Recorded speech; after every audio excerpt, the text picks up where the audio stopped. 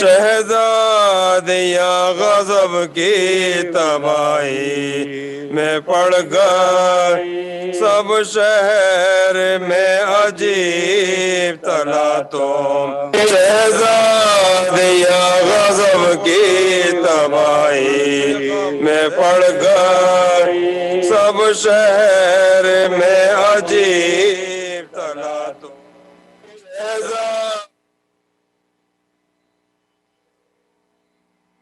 میں پڑ گئی، سب شہر میں عجیب تلا سینے دھڑکنے لگا جا چلی میں پڑ گئی، سب شہر میں عجیب تلا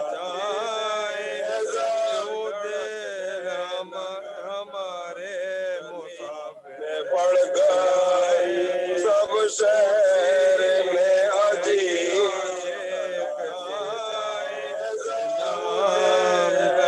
لیکن قدم قدم پہ پڑ گئی، سب شہر میں عجیب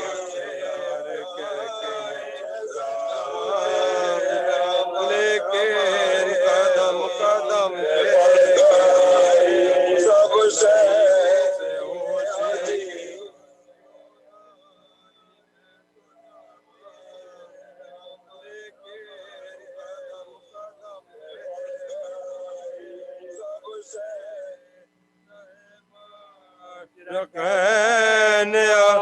لو تم پہ میں فدا میرے بابا حسین، صغرا ادھر سے پیٹتی پہنچی بچش میں، مول بنی بھی ہاتھوں سے تامے ہوئے جے، پوچھا کدھر ہے خار سلطان بہرو فضا نے بڑھ کے حضرت زینب کو دی خبر، زوجہ رسول پاک کی تشریف لائی، ام البنی بھی آئی ہیں، صغرا بھی آئی، ماتم کی سب کے پاس جو پہنچی انہیں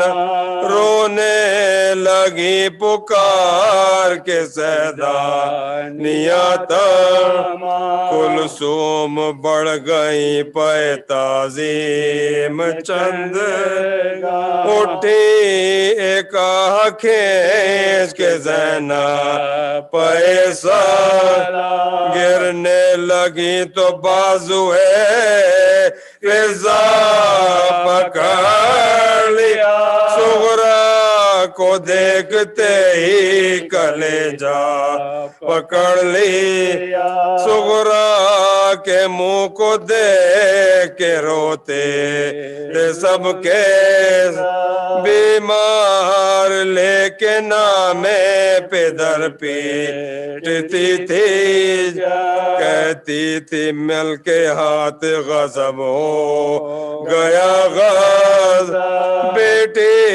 بہت اداس ہے بابا بلاؤ، بیٹی بہت اداس ہے بابا بلاؤ، رقد ہوئی نہ ضبط کنیزوں سے ہٹ گئی، صغرا سے اٹھ کے حضرت لینا لپٹ گئی، رقد ہوئی نہ ضبط کنیزوں سے ہٹ گئی، صغرا سے اٹھ کے حضرت زینب لپٹ گئی، یثرب سے کربلا کے بر محمد وآل محمد صلی اللہ علیہ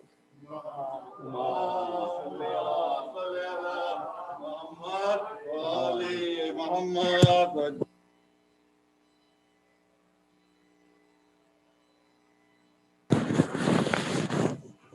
شبیر بھائی اور ریاض جعفری بھائی کی توفیقات کے اضافے کے لیے بلند تر صلوات۔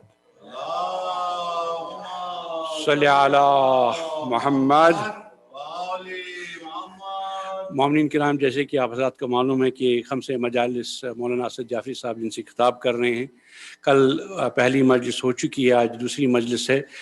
ہم چاہتے تھے کہ مومنین کی سہولت کے لیے، اور جہاں بھی مومنین پورے نارتھ امریکہ میں یا نارتھ امریکہ سے باہر ہے، ان تقاریر سے مستفیض ہو جائیں، تو اس سلسلے میں کچھ ٹیکنیکل پرابلمز آ رہی تھی۔ ہم کوشش کر رہے تھے اس کو on line 3 way on line چلایا اپنے یوٹیوب چینل سے، تو الحمدللہ ہم اس میں کسی حد تک کامیاب ہو چکے ہیں۔ جو ٹیکنیکل اپنے ساؤنڈ اور بیچ میں ٹیکنیکل خرابی کے لیے ہم معذرت خواہ ہیں۔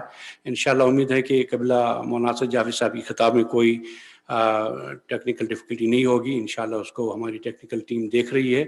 تمام مومنین کی صحت و سلامتی کے لیے بلند تر صلوات۔ اللہم صلی علی محمد وآل محمد۔ انشاءاللہ کل جمعے کے روز یہاں پر سالانہ شب عزا ہوگی، اور قبلہ مولانا سید اسد جعفری صاحب کی خطاب کے بعد ہم ماتمی درسہ نواخوانی کریں گے، اور اس سے قبل جو سلام مرثیہ انشاءاللہ ٹھیک پروگرام 7:15 پہ سٹارٹ ہوگا یہاں پر انشاءاللہ، سلام مرثیہ اور پھر قبلہ کی سپیچ 8 بجے انشاءاللہ ہوگی۔ تمام ان سے گزارش جو ہال حسینی میں شرکت کرنا چاہتے ہیں کہ ایگزیکٹو سے رجسٹریشن کے لیے رابطہ کریں، اور ہماری کوشش یہ ہوگی کہ آن لائن اسٹریمنگ بھی جاری رہے۔ بغیر کسی تاخیر کے میں ملتمس ہوں قبلہ مولانا محترم اسد جعفری صاحب سے وہ مجلس عزا سے خطاب فرمائیں۔ بر محمد وآل محمد بلند تر صلوات۔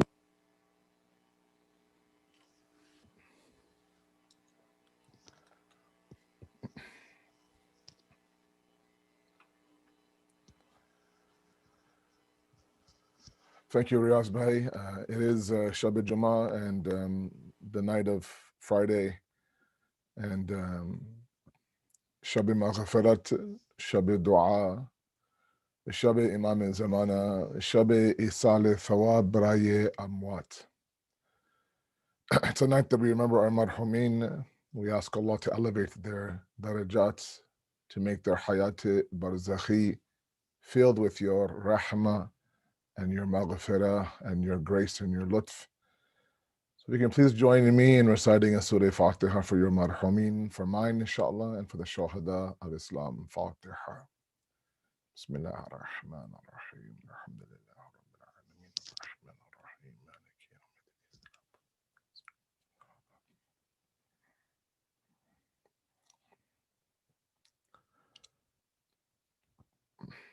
أعوذ بالله من الشيطان الرجيم. بسم الله الرحمن الرحيم.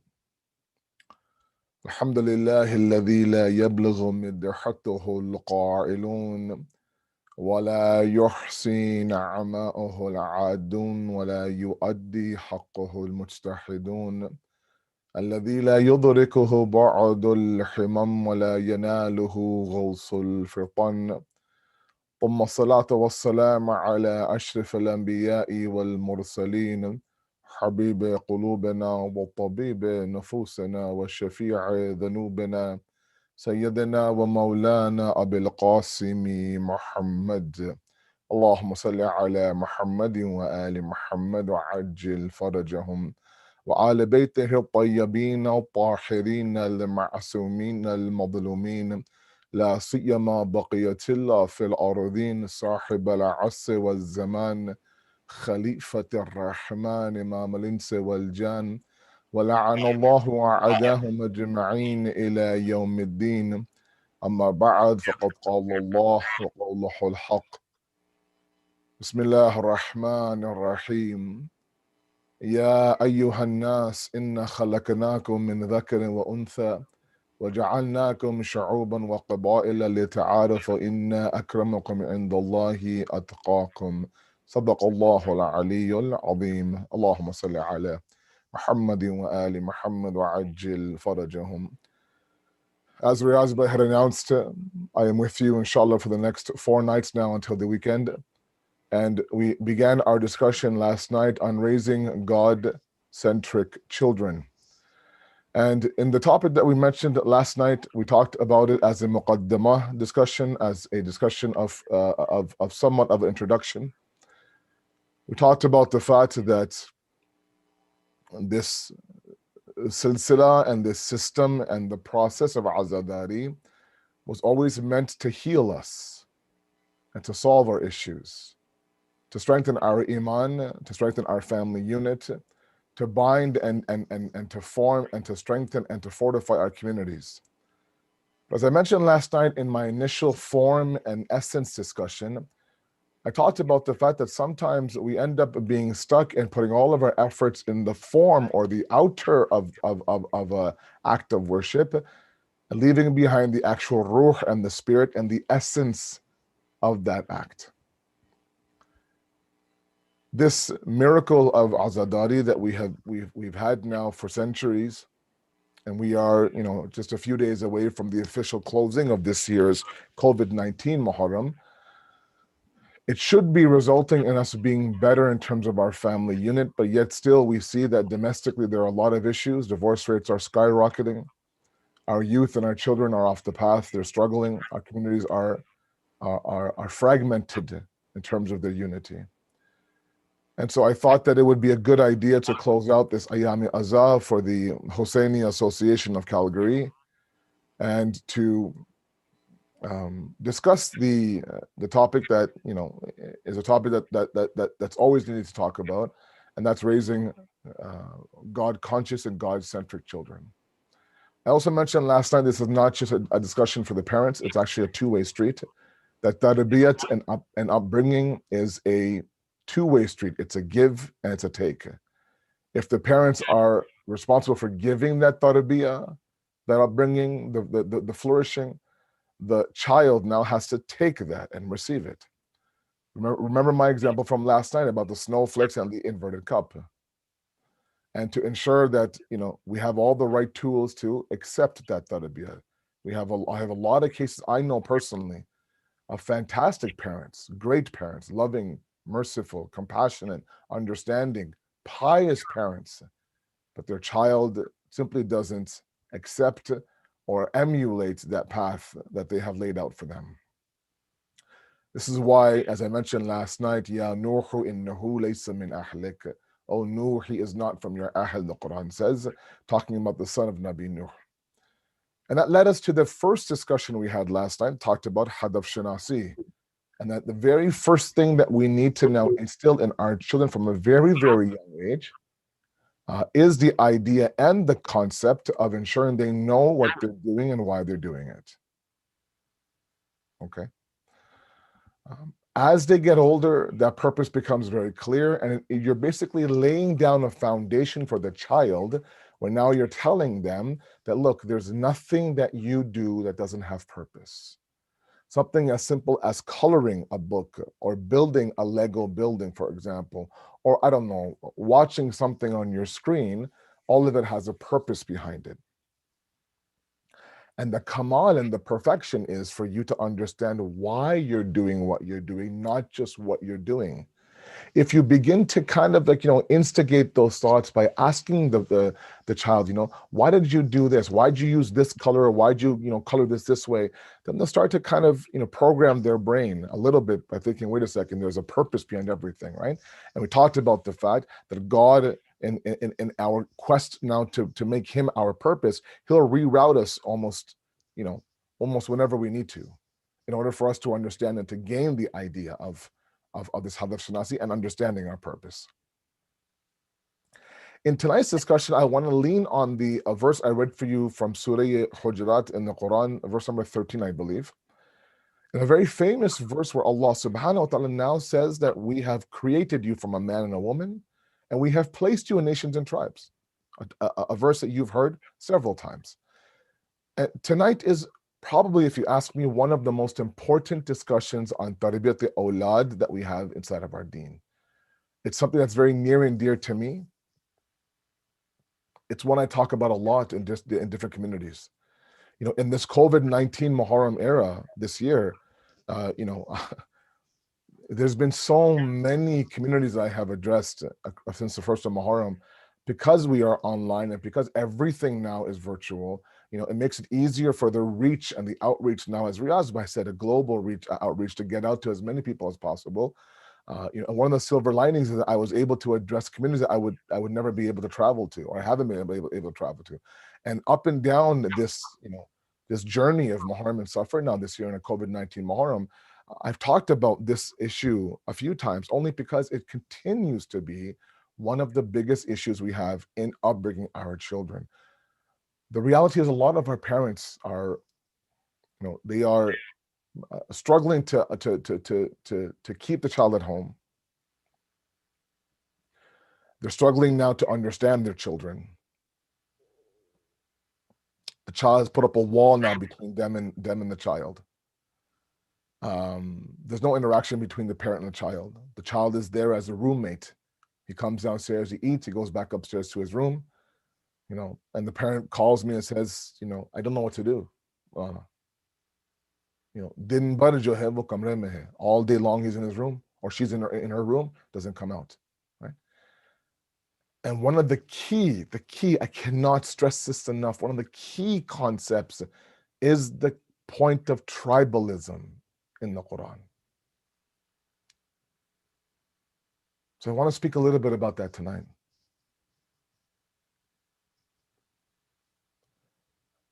Allah subhanahu wa ta'ala makes it very clear in this very famous verse that if we have a tribal mentality, and I'll explain what I mean in a moment, then that tribal mentality is fitri, it's innate. What I mean by a tribal mentality is the need for us to belong to people who accept us. The need for us to gravitate towards those people who may seem like they're like us. And in the West nowadays, in Western psychology, they refer to it as belongingness, this innate need we have to belong to something. Okay. So, one of the things that I fear, as a side note, and I've mentioned this before, I mentioned here at Hosseini Calgary as well, is that this virtual world now, this COVID-19 era since March, I think that a lot of our programs in Rajab and Sha'ban, the month of Ramadan, and majority of Muharram. Now I know you've had some ulama present there, like Syed Hassan Mushtaba was there last week, and then of course you had Syed Ahmed Azhar Hussein in the first 10 days, and they were there. And as much as Riyaz Bhai tried to get me there in Calgary, I actually had refused because as I mentioned yesterday, I have small children. I have an elder mother, and and we're right now in a second wave here in Toronto right now. So I did my ihtiyat by coming to you remotely, but the reality is the majority of it now has been all virtual. I haven't traveled to any communities across from the first 10 days until now, and my fear is that there'll be a group of us, and I think our youth now are kind of leaning towards that, where they'll get used to this format. Okay. In our community in Al Mahdi here in Toronto, when there was initial discussion after Rajab and after Sha'ban and after the month of Ramadan, now we did virtually. Now the centers were closed, of course, here legally. And then, in the beginning of Zil Hijjah, our executive committee decided to open up the center. At that moment now, you're allowed 30% of capacity, and you're allowed, of course, to have your programs and places of worship now, as long as you're 6 feet apart, and there was a mask on everybody. So Badi Himmat said they opened up the center in Zil Hijjah because they got so much pressure from the elders of the community. For 3 months we're at home. And everything is our center, as our mosque. But the ones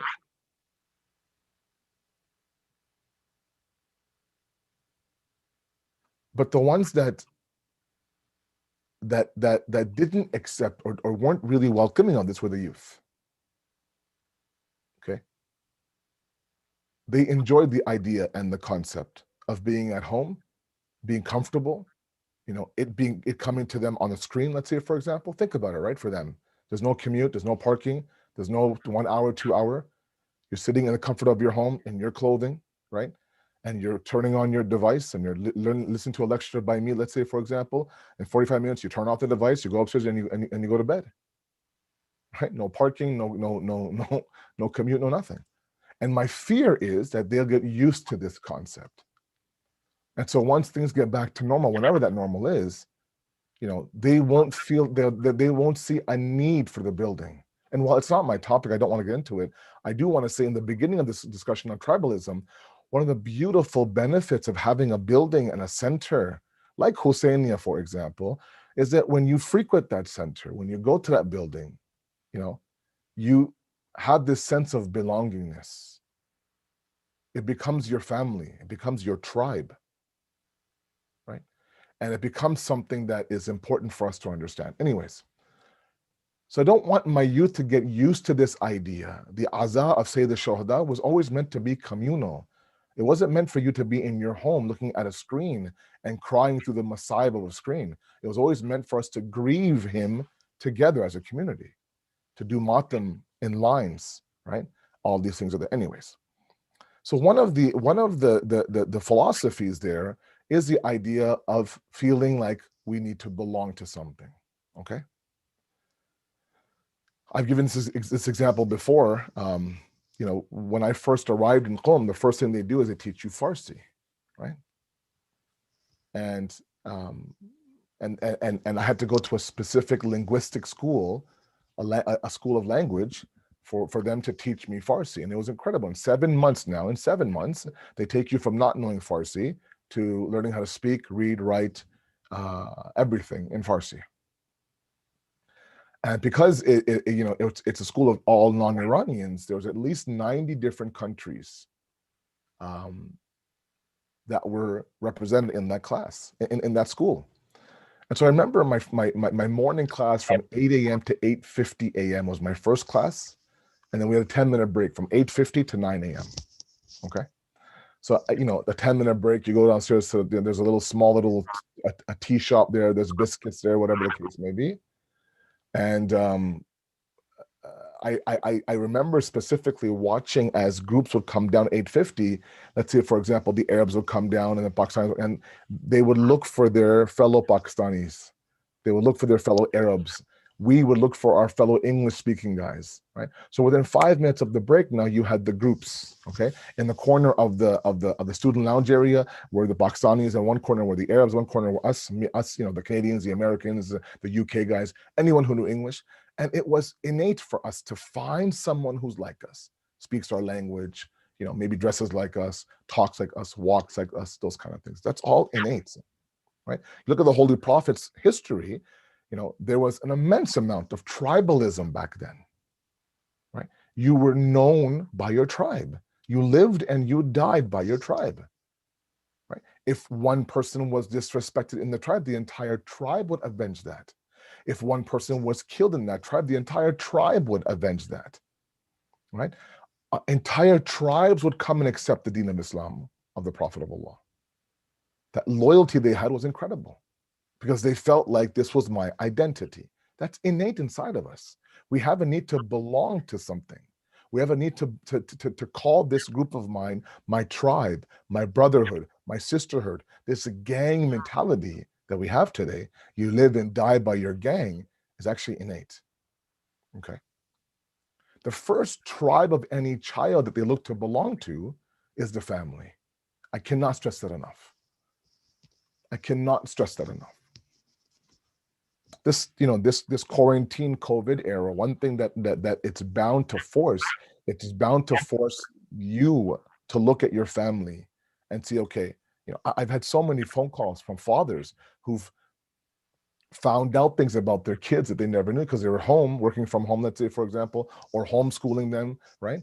And in the process now, I would encourage them to have, board game nights and family nights and, having a meal together and praying Jamaat prayer together. And, you're home now, right? Benefit from being home. Like, for example, this is the first time that I haven't traveled in Muharram, I think, in over a decade. And my wife was asking me the other day, how's it feel to be home for so long? And I was saying, it's beautiful. And the kids are happy that Baba's home.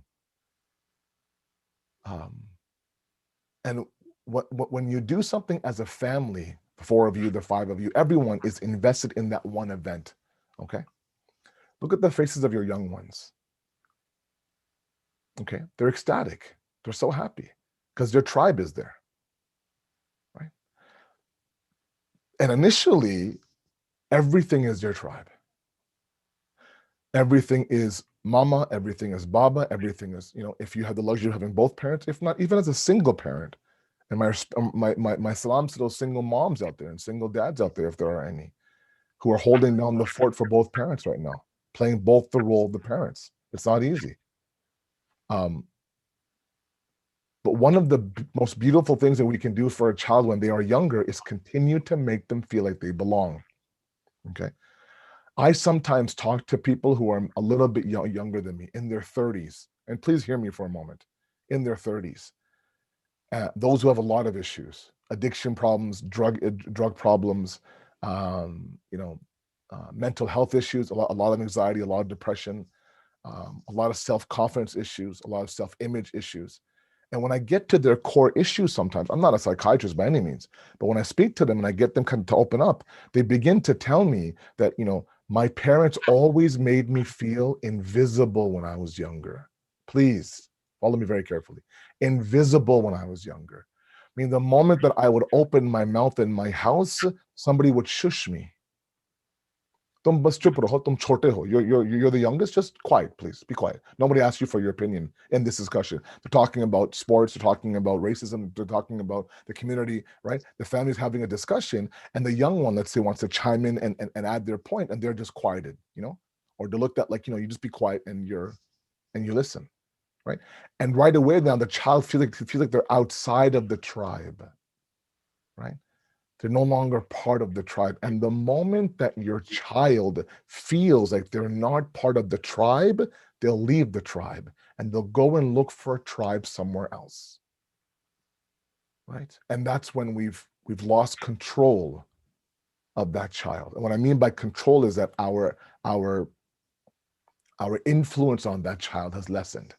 It's bound to happen. I mean, but there are 16-year-olds, 18-year-olds, 14-year-olds who actually enjoy their family. They love the presence of their parents. I know it sounds crazy, but it actually exists.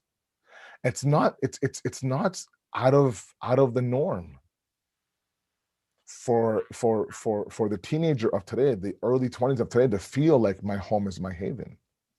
But if they come home and they're not even acknowledged, and they feel like, I could be here, I could not be here, it would make no difference whatsoever. Later on, that has a lot of ramifications, right? Later on, that has a lot of problems within that child. He becomes, when he grows to become a man, or when she grows to become a woman, and she has a lot of issues at work, a lot of issues in her own marriage, a lot of issues in her own conflict, and then of course with God as well. When you don't feel worthy, you feel like you're a failure. You feel like, nobody sees me. Then you start to feel like even God doesn't see me. Okay? And it all begins when they're younger. Okay? Now, how do we make our child feel like they're visible? How do we do that? And the first thing that I'm going to say to all of you is acknowledge your child's presence. And remember, I said yesterday, this issue of tarbiyat, this issue of nurturing a child inside of a home, is not just the mother and the father. If you have grandparents inside your home, if you're dadi and dada or nani or nana, and you're the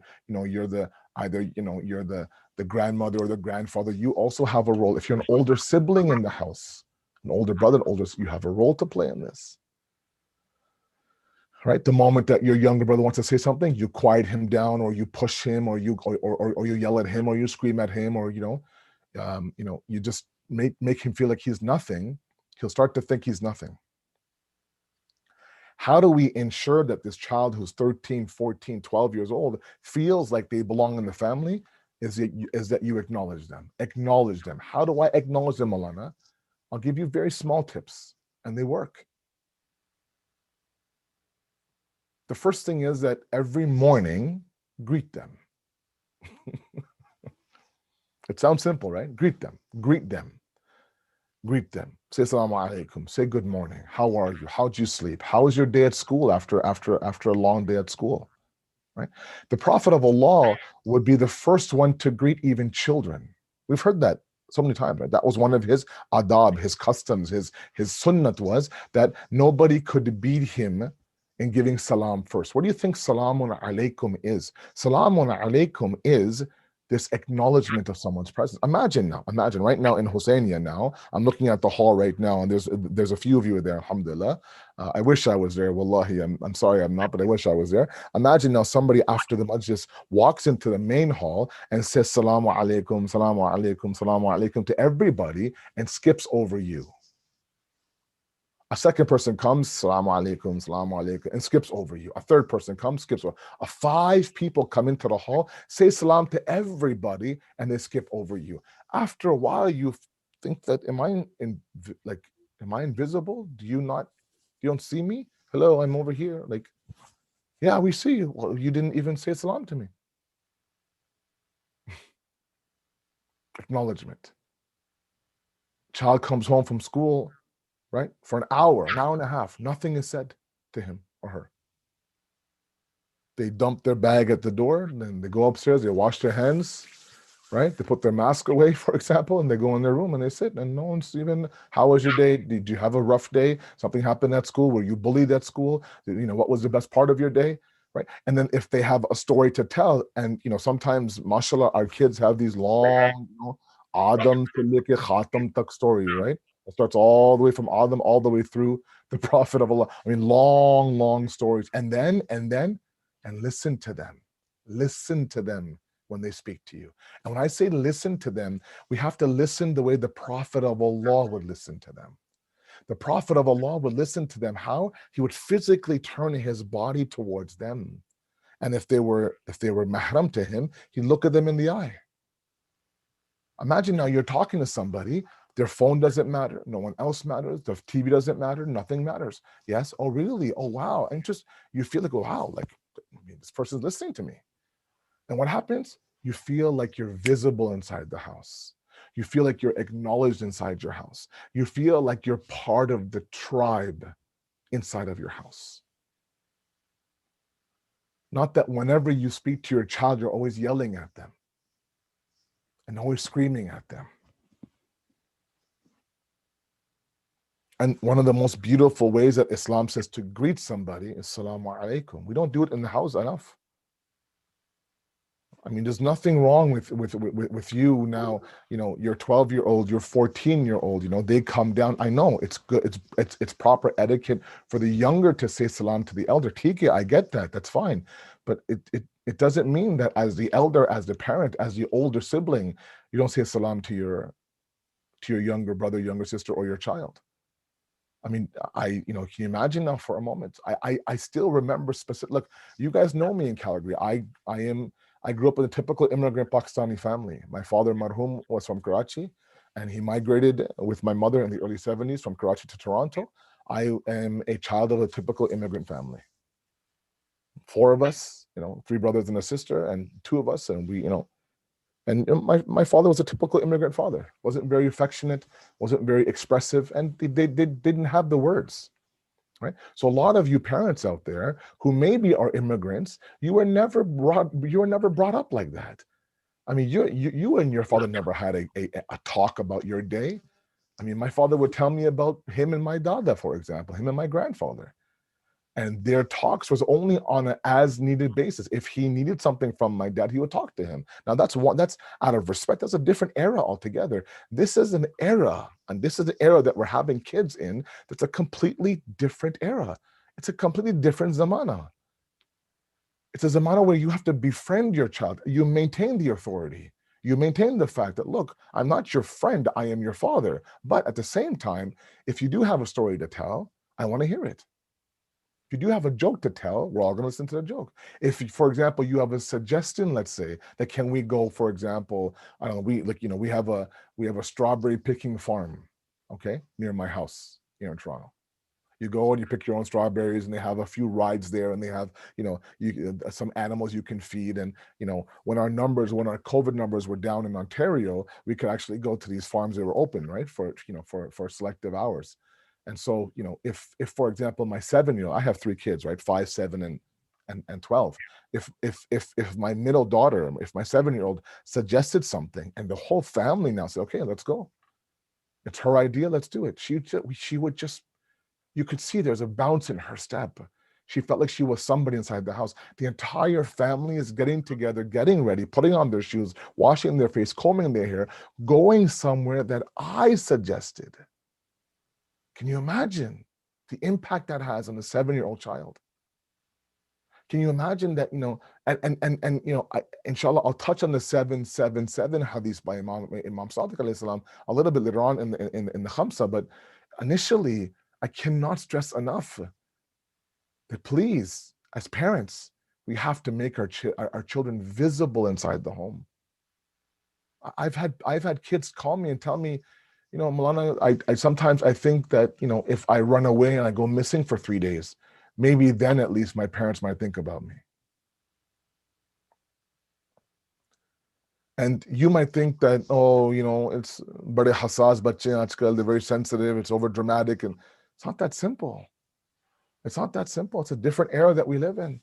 And because it's a different era that we live, we have to use the era that we live in to guide our children. Look at the prophets of Allah, right? Let's use the sunnah of Allah. You look at, for example, Prophet Musa, Prophet Isa, and Prophet of Allah, Prophet Muhammad, all of them. You look at the tools they used to guide the people. All of them, from Prophet Musa's staff and his serpent, to Nabi Isa giving life to the dead, to the Quran of the Prophet of Allah. All of them miracles, all of them mu'jizat of the prophets, but all of them used the tools that were prevalent in that society to guide the people. If Nabi Musa brought the Quran on his people and the Prophet of Allah brought magic on his people and they switched their miracles, it wouldn't be effective, right? So the sunnah, the principle there is what? That if we want to guide a group of people, we have to use the tools that are prevalent at that moment now to guide them. If we want to raise pious children in 2020, we have to examine what is it that 2020 is all about. And a lot of it is the idea of identity, of self-awareness, of self-actualization, of self-confidence. Expressing how you feel, stopping and telling your child, I'm proud of you. Oh, Moulana, I don't have the alfaz. Alfaz ki baat nahi hai. It's not about the fact that, I was never told growing up. You have to find the words. Stop and celebrate your successes with your child. Stop and celebrate their successes with you as well. In the process now, what we end up doing is we end up making them feel like they're part of the tribe. Okay, they're part of the tribe. Otherwise, like I said before, they will travel outside and travel somewhere else looking for that tribe. I get phone calls from parents all the time that tell me that, my son is involved in a very, very dangerous and a very toxic circle of friends. They have horrible habits. They have horrible addiction, and they have now, they've now convinced my son and my daughter that this is how you should do things, and they're completely changing in front of my eyes. And when you talk to them and you say, "Look, do you know that you are part of this circle?" It's like, "Yes, I know. I know they commit crimes. I know they commit sin. But you know what, Mullah? They make me feel like I belong to them. They accept me, right? They listen to me. They don't shush me. They don't put me down. They don't yell at me. They don't scream at me all the time. They don't sit there and insult me and tell me that I'm not la'iq and that I'm not worthy and that you're zero and why can't you be more like your first cousin, and I wish I never had you, and these things that sometimes our Indo-Pak parents say all the time, right? You're an embarrassment to the family. Look at you. What's wrong with you? Why you so this? Why you so that?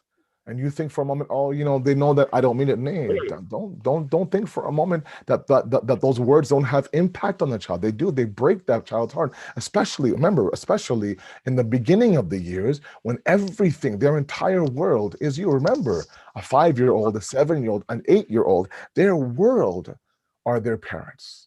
Before they understand God, they understand you.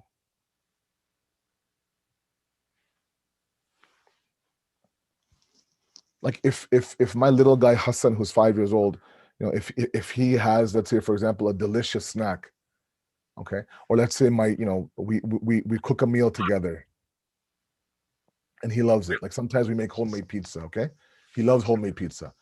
So, my wife makes the crust, and he sits there and he builds, like, he rolls out his own crust, and he adds his olive oil, and then he adds his cheese, and it's very distorted, and he can't wait. It's delicious. And afterwards he'll say, what? Baba, mama, thank you. Baba. And we try to teach him, oh, say thank you to Allah. Yeah, no, but like he can't conceptualize the idea that God gave us all these things, but he can that you gave them. So in his world now, God is you, meaning the parents. So we're already dealing with a child who wants to follow you, who wants to be like you. Like sometimes when I go to a majlis and I wear my long black distasha, my long black thobe, my little guy will tell me, "Oh, Baba's wearing black. I want to wear my black kurta." And he'll sit, and if I have my sleeves rolled up, he'll roll up my sleeves. He asked me actually just tonight, just before my majlis. Right now it's about, I told you right now it's about 10:38 right now in Toronto live, right? He's in bed because he has school tomorrow, but he's looking at me and he's playing with my white beard, and he said, "Oh, I wonder, Baba, when will my beard come? I wonder how I look with a beard," right?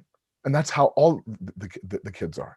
They already have this sense of emulation. The kamal of the parent is to capture that and to maintain that to the best of your ability. Yes, your child will go out, they'll have their friends, they'll have their circle, no doubt, but they won't replace the family with that circle. That becomes dangerous. When they don't want to come home, when the home is not a mahalliya sukun for them, a maskan for them. It's a place of tension, it's a place of insult, it's a place of yelling and screaming, it's a place of fighting, it's a place of swearing, God forbid, of violent behavior, God forbid, of abuse, God forbid. Then where will that child ever feel like, I want to be part of this tribe? He won't. And she won't.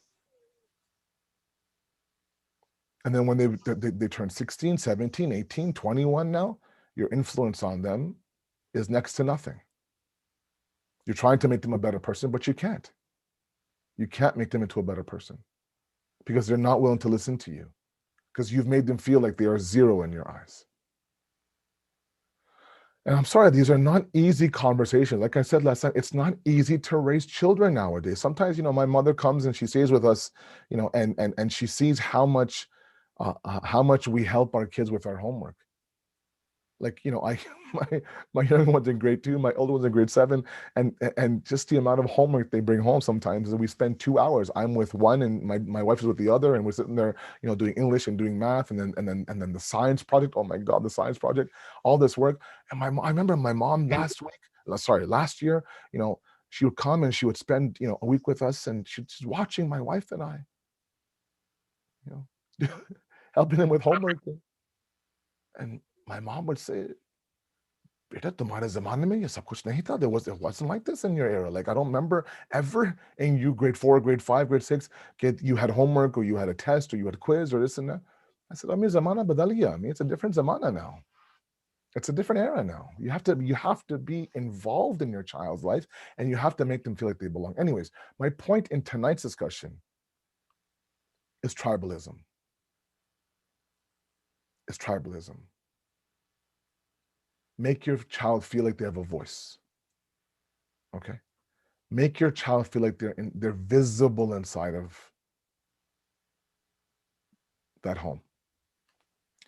It's fitri, it's innate inside of us to want to make us feel like we are visible. Okay? Think about how we feel when we believe that God is listening to me. Right? Like one of the most beautiful verses we have in the Quran is from Surah Baqarah. Beautiful verses. When Allah says, وَإِذَا سَأَلَكَ عِبَادِي عَنِّي فَإِنِّي قَرِيبٌ أُجِيبُ دَعْوَةِ الدَّاعِ إِذَا دَعَانِ. Beautiful verse. That talking to the Prophet of Allah, that when my servants ask you about me, right? Tell them what? فَإِنِّي قَرِيبٌ. That I'm surely near. I answer the call of the caller whenever they call. Oh, what a beautiful line. It's one of my favorite discussions and my favorite line to talk about. God says, look, ujibu da'wati da'i. I will answer the call of the da'i, of the caller, idha da'an, whenever they call. Sometimes, these ulama, right? For example, these ulama in their centers, when they have a resident alim, like Moulana Hadi, you have there, mashallah, he might have office hours, let's say, for example.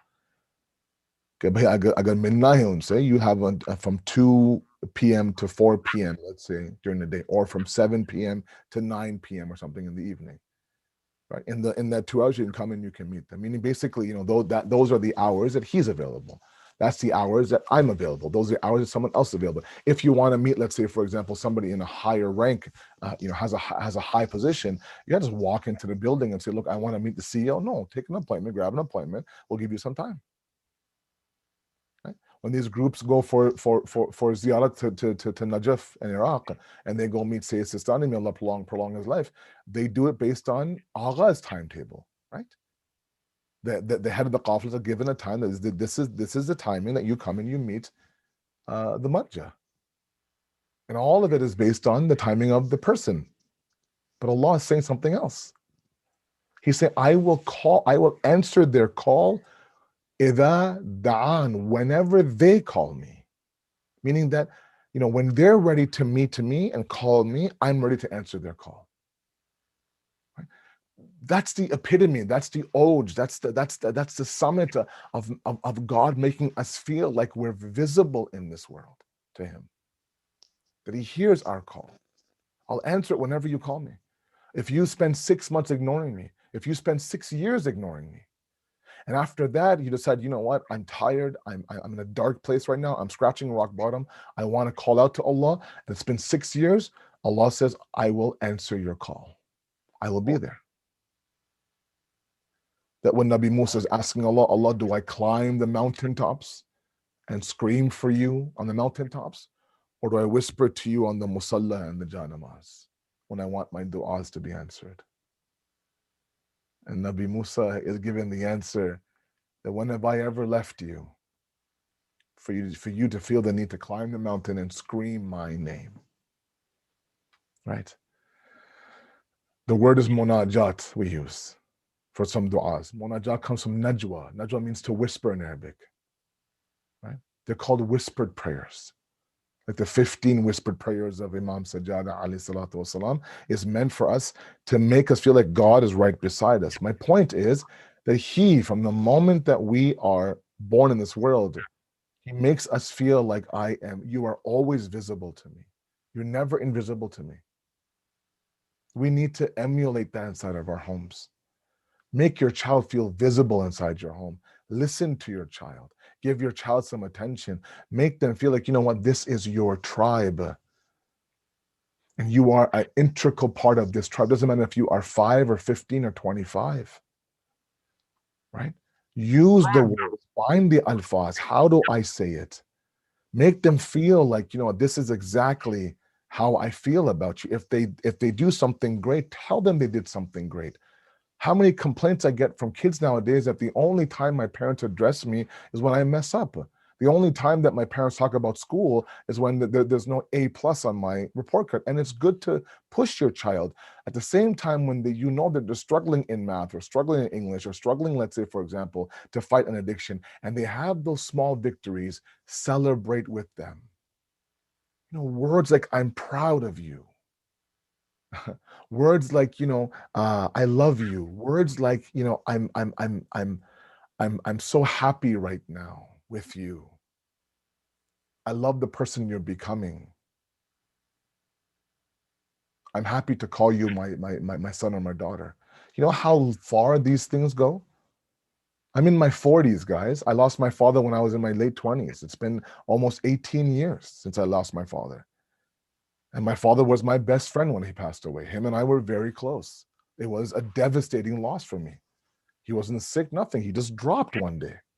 Coming home, you know, actually from being Masameh Qawm's majlis that we had a couple of days ago. It was his birthday majlis actually yesterday, 18 years ago. And he just dropped. And up until now, I can still, when I was in my late teens, early 20s, I can still remember those moments vividly that he would sit there and he would express how proud he was of me, if he ever was, right? And when I got my bachelor's, for example, degree, he shook my hand, he hugged me, and he said, I'm proud of you. And that day that happened like 2 decades ago. It's like yesterday to me. And sometimes those moments now get me through it. I'll tell you one quick personal story. I'm sorry. And then we'll move towards Masayib, inshallah. I'm getting personal here. That's okay though. When I was younger with my siblings, me and my older brother, we used to share a room together. We had a three-bedroom apartment. There was there were 6 of us, right? 4 kids and mom and dad. And my mom and my dad had their own separate room. And one of the most exciting moments of the week for me was Saturday morning. Okay, Saturday mornings. And I remember waking up early on Saturday mornings, and it was quiet in the apartment. Right, everyone seemed to be asleep. And I would leave my room and I would go straight to my parents' room, their door. And I would slowly kind of turn the knob and I would open the door and I would peek inside. And I would wait. I would wait for those magic words. Those magic words. What were those magic words? Those magic words that just lit up my world at that moment. The magic words were when my father would say, Ajo, Ajo, Ajo, come. And that's when I know, oh my God, my parents are awake. It's Saturday morning, and the door would fly open. I would go and I would jump into their bed and I would lie there beside my father. He didn't have work. I didn't have school, nothing, and no care in the world. And slowly but surely, my sister would wake up and my younger brother would wake up. And before we're all in mom and dad's bed, right? Jumping around, blah, blah, blah, this and that. And my parents are smiling and my dad's happy, my mom's happy. And then when they start to kind of get breakfast going, my father would play wrestle with us, pick us up and drop us down and pillow fight and this and that. And, fake clothesline us and 5, 10, 15 minutes. But those 5, 10, 15 minutes was heaven for me. Like his Ajo, come in, was his way of saying, look, I want you beside me right now. There's no work. There's nobody pulling me 1,000 ways. Nothing else matters right now. You matter to me right now. You're number one right now to me. And those moments and those days where my father made me feel like I was number one in his world was everything to me. And I'll tell you what, and then this is my last point, and then Masayib. Even now, as I said, when I have my moments of stress and anxiety, when it gets a lot on me, and we all have them, right? We all have moments where we kind of like, we kind of like, have to take a deep breath and kind of get through it. It's those ajo moments that get me through those moments. I look back to those moments and I feel like I am somebody, like I'm visible, like I have a status, let's say, for example. Or sometimes when my mom listens to one of my speeches or my messages on YouTube or something, I have no idea she's listening, right? And she'll call me right after. She'll tell me, she's beta tumne bahut acha padha hai tumne. You read so well today. I said, Mom, you listening? She goes, haan, bilkul, kyun nahi?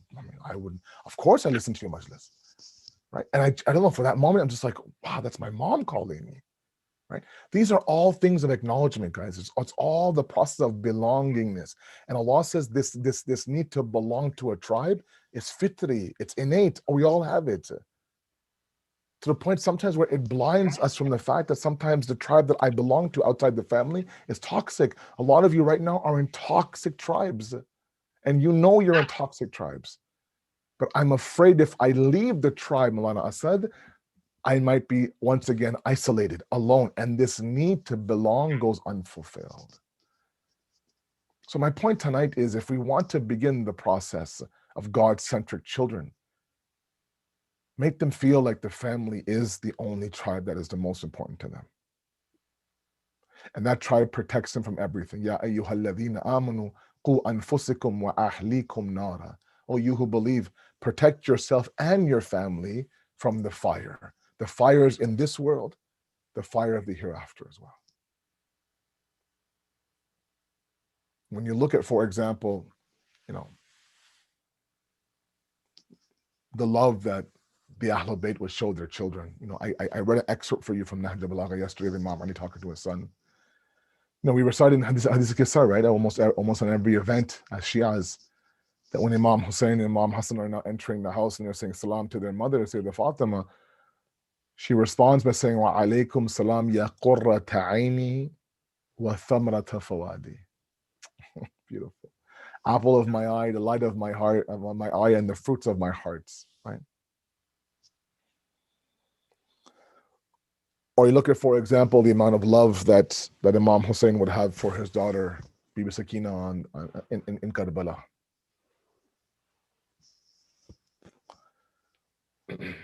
All this tells us that the Ahlul Bayt did their level best, even as examples, to make their children feel like they were everything to them.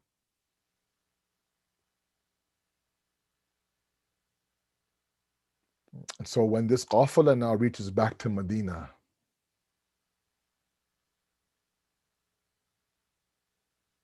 I want to capture one moment in Masayib tonight.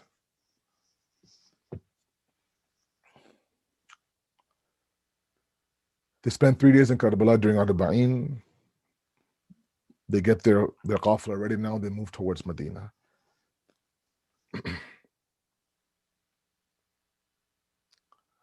When they get close to Medina, Imam Sajjad says to Bashir, who's a poet as well, to go into Medina and announce our arrival. And Imam Sajjad now pitches up tents out in the outskirts of Medina. And Bashir walks into Medina and goes straight to the Mosque of Rasulullah and says, "O people of Yathrib, the city is no longer worthy of being lived in. Hussein has been killed. Hussein has been killed." And the people come out in droves from their homes. They come running towards, what is this khabar and what's this news that we're listening to? And before you know it, there's a huge crowd in front of Bashir. Bashir begins to talk and they say, where are the people of the Bani Hashim? Where is this qafila? And the moment that he begins to tell them that on the outskirts of Medina at this full-on place, that's where they are right now, everyone now begins to stampede themselves towards that area. They want to see Imam Sajjad, they want to see Bibi Zainab, they want to see Kulsum. And Bashir couldn't keep up. So Bashir now begins now to lead them towards where the outskirts are. And now these tents are there. Inside those tents are Bibi Zainab and Kulsum and Imam Sajjad, and they're all there. And before they know it, outside their tent now, there's a massive crowd of Medina waiting to see them, waiting to welcome them. And at that moment now, Imam Sajjad's tent opens up and he walks out very, very slowly. Remember now, in the days of Arba'in, the slave and the servant of Jabir ibn Abdullah Ansari, the first Za'ir of Imam Hussein, when he says that Jabir, there's a qafila coming from Sham. Jabir says, can you describe the qafila for me? He says, yes, there's black flags, there's women draped in black chadars. Are there any men? Yes, there's one man, but his back is bent. He seems very old. There's a scar around his neck. There's scars around his wrist. When Jabir couldn't recognize who he was describing because Jabir was blind, he took him in front of that man. He says, who are you that you have scars around your neck and scars on your wrist and your back is bent and your beard is white? And then the man stands there and says, Jabir, Ana Ali ibn Hussein, I am Imam Sajjad, you don't recognize me. Jabir fell at his feet. That same Imam Sajjad now is out presenting himself in front of Medina, a very young Imam Sajjad, but he looks like he's aged so much. They say that Bashir put a seat there outside the tent, and then Imam Sajjad sat on that seat. He looked out to the people of Medina. This was the Prophet's city. This was Imam Hussein's city. He looked at them. There was complete and utter chaos, utter silence, Not one person would say a single word. And then Imam Sajjad would put his head down. He began to cry and begin to tell people what happened to Imam Hussein, what happened to this and that. And he would talk about the dhulm done on his father. Imam Hussein was killed thirsty. Imam Hussein was killed hungry. Imam Hussein's body was trampled. Imam Hussein's head was speared. At that moment, there comes a woman who walks to the front, some say. Some poets have captured this very, very beautifully. She comes forward and she says, Moulana, Mawla, when all this was happening to Imam Hussein, where were the others? Where were the others? And Imam Sajjad looks at her. She says, who do you mean by others? And then that woman, of course, was Baneen. And she would say, Mawla, where was my Abbas when Imam Hussein's body was being trampled? Where was my Abbas when my Mawla's head was being severed? Imam Sajjad begins to cry. Zainab begins to cry. Kulsum begins to cry. No, Mulbaneen, your son was very, very wafadar. Salams to the loyalty of Abul Fazl Abbas. He gave his right arm, his left arm. He did his level best to sacrifice everything he had for the mission of Imam Hussein. Mulbaneen now sends her salams to her sons in Karbala and says, Ya Sayyidah Fatima, accept my Khalil sacrifice for your son. سيعلم الذين ظلموا أي منقلب ينقلبون إنا لله وإنا إليه راجعون. We ask you, Allah subhanahu wa ta'ala, to accept this qaleel ibadat, inshallah. We ask you, Allah subhanahu wa ta'ala, to give us that tawfiq, inshallah, to raise pious children in this society. We ask you, Allah subhanahu wa ta'ala, to give us that tawfiq to make our children visible inside their homes, allow them the pleasure of being noticed and being visible. And finally, Allah, we ask you, tonight is the night of Friday, to place us beside the Imam of our time when he comes, inshallah. Matam ya Hussein, ya Hussein, ya Hussein.